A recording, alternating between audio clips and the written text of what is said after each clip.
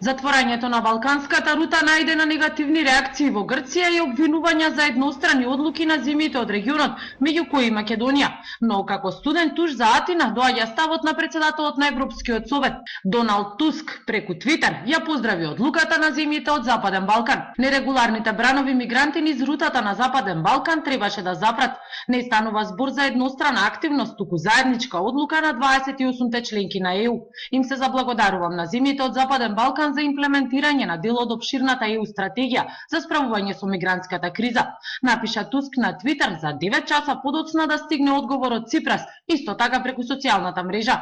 Рутата на Западен Балкан е затворена поради еднострани одлуки на одредени земји. ЕУ нема иднина ако продолжи вака. Очекуваме Туск, претседателот на 28 земји од ЕУ, да се фокусира на напорите за имплементирање на заедничките одлуки, а не да ги охрабрува оние кои ги игнорираат овие одлуки. Му одговори индиректно Ципрас на Туск, а оваа контра на Твитер во Грција се коментира како заострување на климата меѓу Атина и Брисел. А помошникот државен секретар на САД пак денеска беше на Идомени. Според информациите во грчките медиуми, Викторија Нуланд час и половина се задржала во бегалскиот камп, поразговарала со представниците на УНХЦР и доктори без граници, а се заминала без да даде изјави. Неофицијално новинарските екипи немале пристап до активностите на Нуланд на Идомени.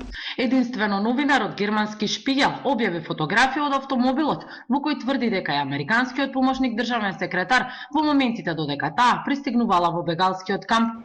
А 12.000 бегалци мигранти се наоѓаат на Идомени, според официјалните податоци од грчката влада. Додека пак во цела Грција вкупниот број до 8 часот утрово изнесува 41.973 лица, од кои повеќе од половина се во северниот дел на земјата, 9.623 се во Атина, а 9.428 на грчките острови. Канал 5 во Атина, Сања Ристовска.